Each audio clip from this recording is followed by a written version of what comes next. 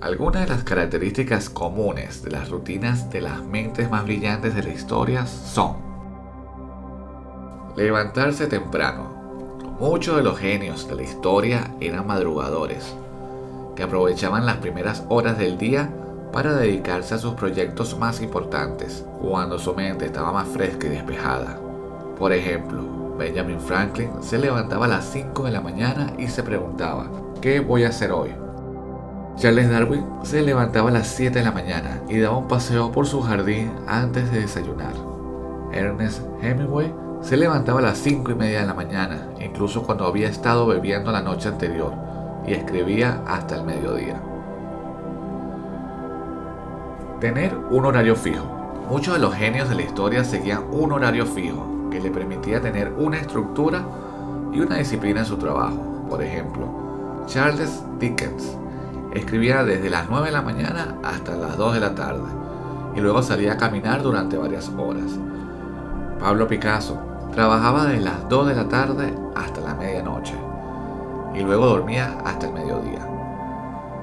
Immanuel Kant se acostaba a las 10 de la noche y se levantaba a las 5 de la mañana y seguía una rutina tan precisa que los vecinos podían ajustar sus relojes según sus movimientos. Hacer ejercicios. Muchos de los genios de la historia hacían ejercicios regularmente, ya que les ayudaba a mantenerse en forma, a relajarse y a estimular su creatividad. Por ejemplo, Ludwig van Beethoven daba un paseo todas las mañanas después del desayuno y llevaba consigo un lápiz y un papel para anotar sus ideas musicales. Sigmund Freud caminaba 1 hora y media todos los días después de comer y a veces iba acompañado de algunos de sus colegas o discípulos. Maya Angelou nadaba todos los días antes de empezar a escribir. Leer y estudiar. Muchos de los genios de la historia leían y estudiaban mucho, ya que les permitían ampliar sus conocimientos, sus fuentes de inspiración y sus perspectivas. Por ejemplo, Albert Einstein leía todos los días libros de ciencias, filosofía y música, y a veces tocaba el violín para relajarse. Marie Curie leía todos los días libros de química, física y matemática, y a veces asistía a conferencias o seminarios sobre estos temas.